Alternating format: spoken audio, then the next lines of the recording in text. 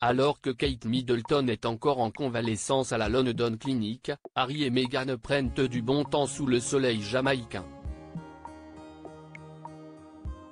L'enfant terrible de la monarchie britannique et son épouse sont-ils victimes d'un mauvais timing, joue-t-il une fois de plus la provoque? Le 17 janvier dernier, les Britanniques ont reçu le ciel sur la tête.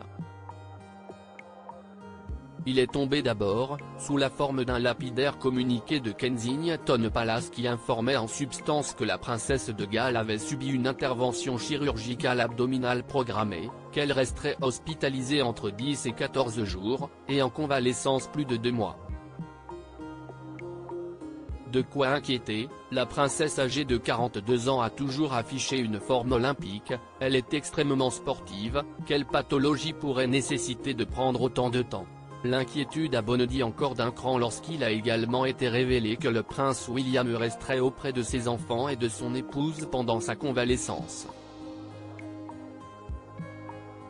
Le palais royal n'a guère laissé de temps aux Britanniques de se remettre du choc que déjà un autre communiqué annonçait cette fois l'hospitalisation du roi Charles III. Comme des milliers d'hommes chaque année, le roi a consulté pour une hypertrophie de la prostate. Ce dont est atteint Sa Majesté est bénin et il se rendra à l'hôpital la semaine prochaine pour une procédure correctrice, était-il indiqué. Il était ensuite précisé que le monarque de 75 ans devrait reporter ses engagements pour une courte période de convalescence.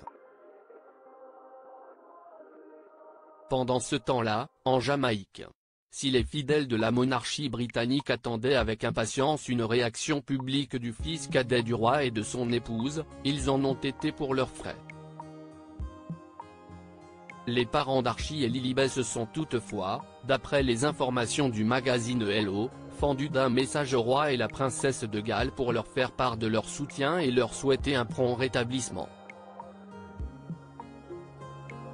Un pas en avant que l'on pourrait voir comme une volonté d'apaisement alors que les tensions continuent de miner les relations entre les membres des Windsor, peut-être.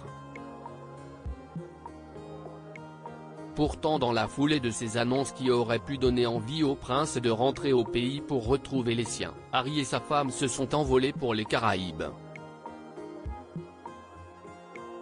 Harry et Meghan se sont en effet rendus mardi à la première du film Bob Marley, One Love à Kingston, la capitale de la Jamaïque.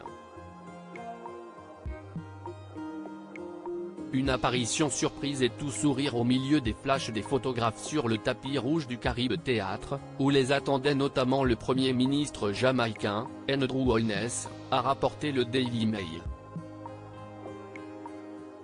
Impossible de ne pas se poser de questions à propos de ce voyage. Pourquoi le couple n'a-t-il pas annulé sa visite alors même que 2 de leurs proches sont en situation de fragilité?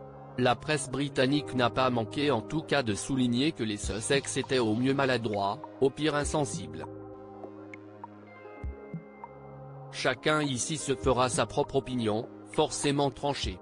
Supérieur à passionné par l'actualité des têtes couronnées? Inscrivez-vous à notre newsletter hebdo spécial royauté.